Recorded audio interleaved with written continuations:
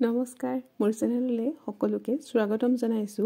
আজি আমি জানিম ধাতব কাৰ্বনেট আৰু ধাতব হাইড্ৰজেন কাৰ্বনেটে এচিডৰ সৈতে কিদৰে বিক্ৰিয়া কৰে। ইয়াৰ বাবে আমাক লাগিব দুটা টেষ্ট টিউব।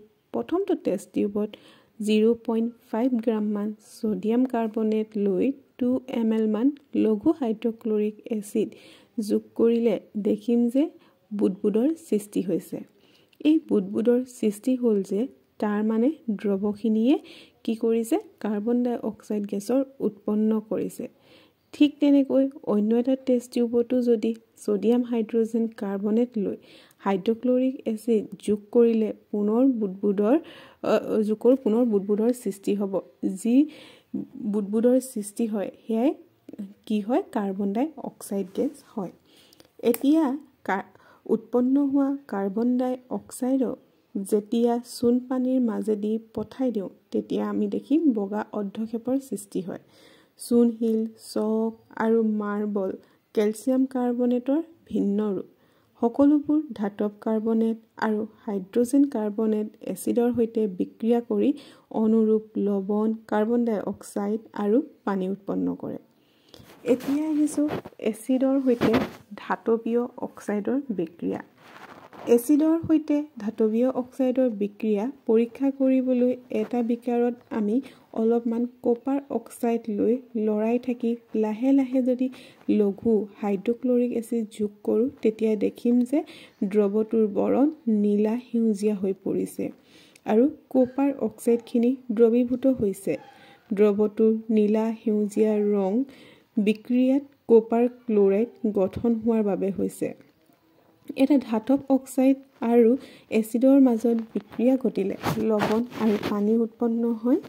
সেইবাবে ধাতৱীয় অক্সাইডবোৰক ক্ষাৰকীয় অক্সাইড বুলি কোৱা হয় আৰু অধাতৱীয় অক্সাইডসমূহ হৈছে আমাৰ এচিডধৰ্মী। ইয়াৰ পাছত আহিছোঁ সকলো এচিড আৰু ক্ষাৰকৰ সাৰ্বজনীন গুণ কি। সকলো এচিডৰ একেধৰণৰ ৰাসায়নিক ধৰ্ম থাকে।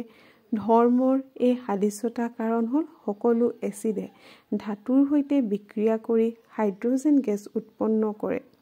আমি সহজভাৱে বুজিবলৈ কিতাপত থকা 2.8 কাৰ্যকলাপটো কৰি চাব পাৰোঁ। তাৰ বাবে আমাক লাগিব glucose, alcohol, hydrochloric acid, sulphuric acid, cork, দুটা গজাল, বৈদ্যুতিক তাঁৰ, এটা বাল্ব, বেটাৰী 6 ভল্টৰ আৰু এটা বিকাৰ লাগিব।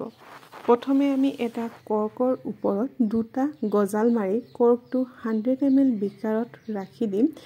এতিয়া গজাল দুটাৰ এটাত বাল্ব আৰু সুইচ এটাৰ মাজেৰে 6 ভল্ট বেটাৰী এটাৰ মূৰ সৈতে সংযোগ কৰা হ'ল। দুইটা মূৰৰ সৈতে সংযোগ কৰি যদি দিওঁ বিকাৰটোত, তাৰপিছত যদি আমি লঘু হাইড্ৰক্লৰিক এচিড ঢালি দিওঁ আৰু চুইচটো টিপি দিওঁ তেতিয়া দেখিম যে বিদ্যুৎ প্ৰবাহ চালিত হৈছে আৰু আমাৰ বাল্বটো জ্বলিবলৈ আৰম্ভ কৰিছে। ঠিক তেনেকৈ ছালফিউৰিক এচিড দিলেও বাল্বটো জ্বলি উঠিব, কিন্তু গ্লুকজ আৰু এলকহল দিলে বাল্বটো জ্বলি নুঠিব। অৰ্থাৎ আমি ইয়াৰ পৰা কি গম পালোঁ যে এচিড দিলে বাল্বটো জ্বলি উঠে। ইয়াৰ কাৰণটো কি হয় যে এই এচিডে কি কৰে হাইড্ৰজেন প্লাছ আয়ন উৎপন্ন কৰে। তাৰ ফলত হাইড্ৰজেন প্লাছ আয়ন উৎপন্ন কৰাৰ ফলত বাল্বটো জ্বলি উঠিলে। ঠিক তেনেকৈ ক্ষাৰকীয় দ্ৰৱ দিলেও বাল্বটো জ্বলি উঠা দেখা পাম, কাৰণ ক্ষাৰকে কি আয়ন বহন কৰে হাইড্ৰক্সাইড OH- আয়নটো বহন কৰে। এতিয়া জলীয় দ্ৰৱত এচিড আৰু ক্ষাৰকৰ কি পৰিৱৰ্তন হয় তাৰ বিষয়ে জানো আহা। এচিড আৰু ক্ষাৰকে জলীয় দ্ৰৱত আয়ন উৎপন্ন কৰে। এচিডে হাইড্ৰজেন প্লাছ আয়ন আৰু ক্ষাৰকে হাইড্ৰক্সাইড আয়ন উৎপন্ন কৰে। এতিয়া যদি আমি 2.9 কাৰ্যকলাপটো কৰি চাওঁ তেতিয়াহ'লে তাৰ কাৰণে আমাক কি লাগিব, আমাক লাগিব পৰিষ্কাৰ আৰু শুকান পৰীক্ষানলীত 1 গ্ৰাম গোটা সোডিয়াম ক্লৰাইড। ইয়াৰ পাছত পৰীক্ষা নলটোত অলপমান গ্ৰাহক ছালফিউৰিক এচিড যদি যোগ কৰি দি নিৰ্গম নলীয়েদি গেছ উলিয়াই দিওঁ তেতিয়া দেখিম সেই গেছটো আমাৰ কি হয় হাইড্ৰক্লৰিক।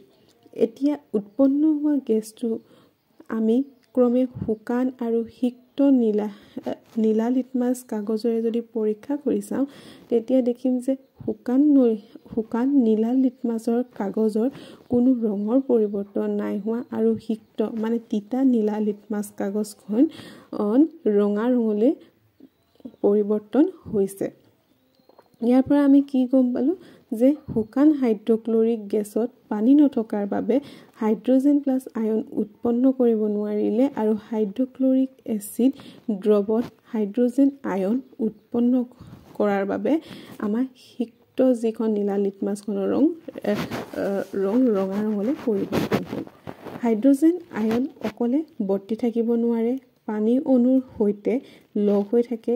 এইবাবে হাইড্ৰজেন আয়নক হাইড্ৰজেন প্লাছ আমি ব্ৰেকেটৰ ভিতৰত AQ বুলি দিওঁ, যাক আমি একুৱাছ বুলি কওঁ, বা আমি তাক হাইড্ৰনিয়াম আয়ন H3O+ ৰূপে দেখুওৱা হয়।